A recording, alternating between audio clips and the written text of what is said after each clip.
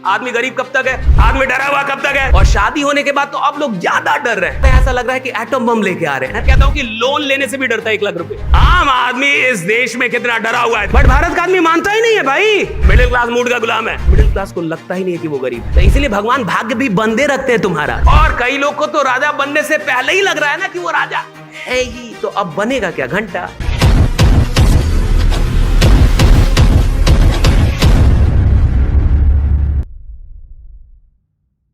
आदमी गरीब कब तक है, जब तक मान रहा है। आदमी डरा हुआ कब तक है, जब तक अपने आप को कमजोर मान रहा है। जिस दिन आप डरना छोड़ देते हैं उस दिन लोग आपसे डरने लगते हैं। आप किसी से नहीं डरेंगे तो सरकार आपसे डरने लगेगी। आप लखनऊ में आइए, पतला दुबला कोई आदमी आ जाए और उसके बारे में मामला फैल जाए कि किसी से नहीं डरता है, तो सबसे पहले लखनऊ का सबसे बड़ा क्रिमिनल उसको बुला लेगा कि इससे मीटिंग सेट करवाओ। भाई कहाँ नहीं डर रहा, किसी से नहीं डर रहा है तो इससे डर के रहना होगा ना। जो किसी से नहीं डरता उससे सब डरने लगता है। दुर्भाग्य से आम आदमी इस देश का डरता बहुत है। उसको बड़ा डरा के रखा गया। पहले तो वो अपने बाप से ही डरता है। पहला डर तो घर से शुरू हो जाता है। उसको इतना डरा के रखे, पापा आ रहे हैं, पापा आ रहे हैं, ऐसा लग रहा है कि एटम बम लेके आ रहे हैं। पापा बाप आ रहा है भाई, इतना डरा के खाए रखा हुआ है। पहले ही डरने लगा। उसको मम्मी बता रही पापा आ रहे हैं। पढ़ने जाता है तो उधर टीचर से डर रहा है, डर ही तो रहा है। एग्जाम दे रहा है तो फेल होने से डर रहा है। नौकरी, जब सारी डिग्री मिल गई तो अब इस बात से डर रहा है कि नौकरी मिलेगी कि नहीं। नौकरी मिलने के बाद बॉस से डर रहा है। और शादी होने के बाद तो अब लोग ज्यादा डर रहे हैं।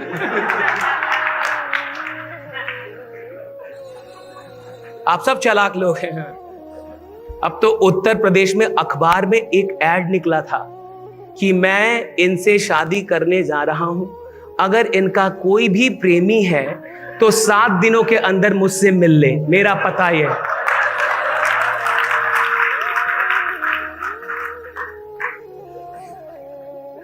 शादी भी खौफ हो गया अब तो।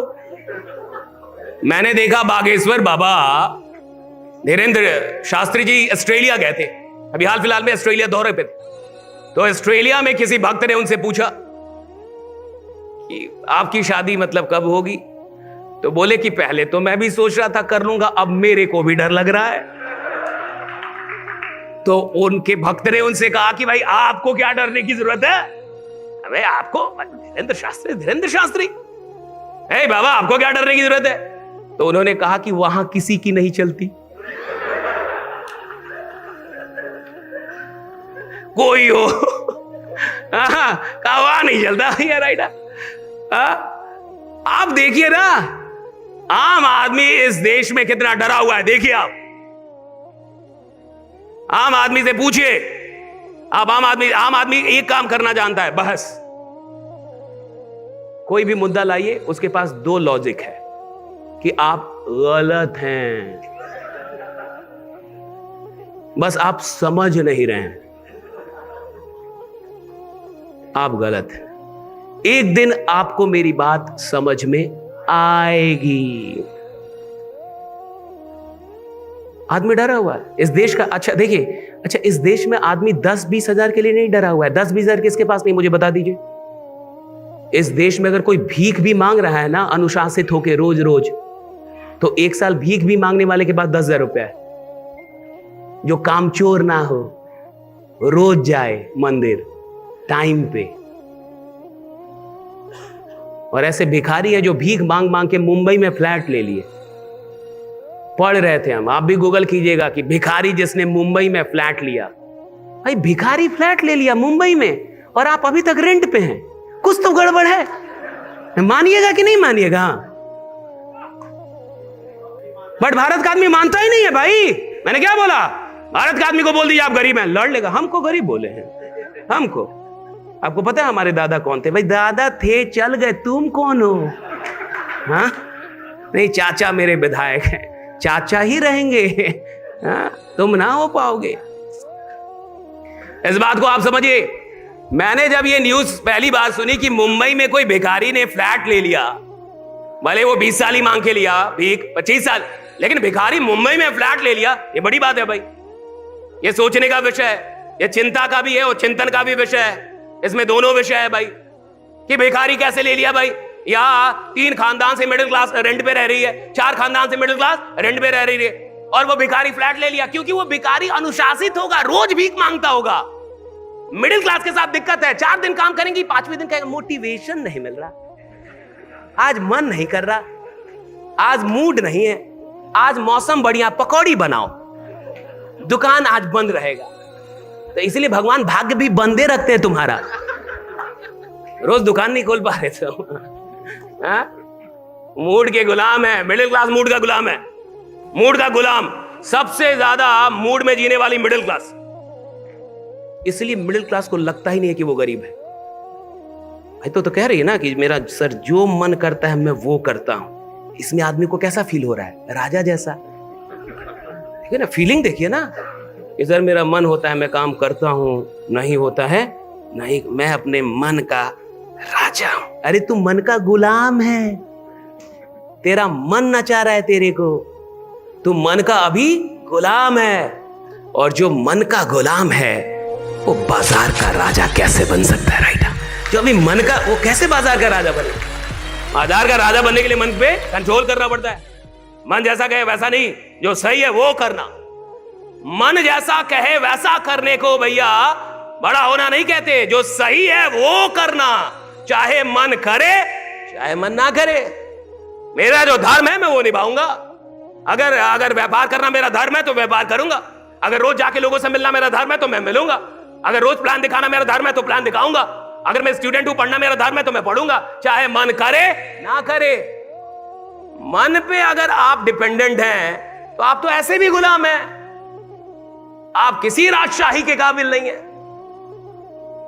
और कई लोग को तो राजा बनने से पहले ही लग रहा है ना कि वो राजा है ही, तो अब बनेगा क्या घंटा, जब उसको पहले ही लग रहा है। फीलिंग में ही है कि मैं अमीर हूं, उसको पहले ही लग रहा है, तो कहां से होगा साहब? देखिए 2-3 बातें समझिए, 2-3 बातें अभी मैं बता रहा हूं, इसके बाद मैं कहानी आपको एक सुनाता हूं। कोई अंदर से बद्दुआ तो नहीं दे रहा, गाली वाली तो नहीं दे रहा ना भाई? जो लेके आया था उसको दो।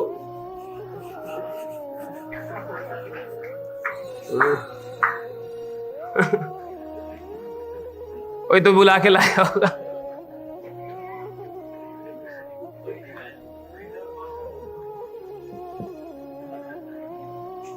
पहले थोड़ा लाइफ को समझो भाई। मैंने आपसे एक बात कहा था, आपने उस बात को समझा कि हमारे देश का मिडिल क्लास बहुत डरा हुआ, डर बहुत है उसकी जिंदगी, बहुत डर है साहब। मैं तो कई जगहों पे कहता हूं, लोग उसको गलत तरीके से भी ले लेते हैं, लेकिन इसमें क्या गलत है? मैं कहता हूं कि लोन लेने से भी डरता है 1 लाख रुपए। मेरा कहना है कि यार 2 ही चीज होगी ना साहब, या तो डर डर के रहिए, और डर के रहना है तो बड़ा सपना मत देखिए इस देश में। मैं कह रहा हूं अगर बड़ा सपना देखना है भैया तो आपको डर को तो त्यागना ही पड़ेगा, और या तो आप छोटे छोटे सपने देखो कि भैया मैं आया, मैं शादी करूंगा, 2 बच्चा होगा, उसको पढ़ाऊंगा, उसकी शादी कर दूंगा, उसके भी बच्चे को खिला के तब मरूंगा। हो गया, खत्म, कहानी खत्म करो, इसमें ज्यादा झंझट नहीं। लेकिन अगर आप बड़े सपने लेंगे कि मैं कुछ बड़ा करूंगा जी, मैं खानदान बदल दूंगा जी, खानदान की पहली लग्जरी कार मैं लेके आऊंगा, पहला बंगला मैं बनवाऊंगा, पहला तो भैया, तो पहला जब सब तो पहले बार तुम्ही को सब फेस करना पड़ेगा, क्योंकि सब तुम ही करने निकले हो भाई, तो फेस करने के लिए भी तैयार। 2-3 चीज समझिए। पहली चीज, मैं कुछ फंडामेंटल बता रहा हूं। अब आप हो गए हैं, पैदा हो गए हैं कि नहीं? इसमें आपका कोई हाथ था? बोलिए ना जी, कोई हाथ था इसमें आपका? आपकी कोई गलती इसमें नहीं। अब आप पैदा हो गए तो आप मरेंगे, हां या ना? क्या आप कोविड से बच गए तो आप नहीं मरेंगे? मरेंगे ना आप, कि नहीं मरेंगे आप? आपका मरना तय है। कब मरेंगे आपको पता ही नहीं है कि कब मरेंगे। आपको पता है कब मरेंगे? नहीं मरे, आपको पता ही नहीं है ना, लेकिन मरना तो तय। तो फाइनली एक दिन आप मरेंगे, हां या ना? फाइनली एक दिन आप मरेंगे, हां या ना? इस हॉल में जितने लोग यहां पे बैठे 80 साल बाद होंगे, यहां पे कोई भी आदमी होगा, यहां पे 100 साल बाद कोई भी आदमी होगा, ये हॉल होगा, होटल होगा, लोग होंगे, चेयर होगा, दूसरे चेहरे होंगे, कोई और आके भाषण देगा, कोई और कंपनी चल रही होगी, कोई और प्लान चल रहा होगा, सब होगा, आप और हम नहीं होंगे। सही है गलत? जब एक दिन हम खुद ही नहीं होंगे, जब ये जिंदगी ही टेम्पोररी है, तो किसी डर को परमानेंट क्यों बनने दे रहा है, जब ये लाइफ ही टेम्पोररी है।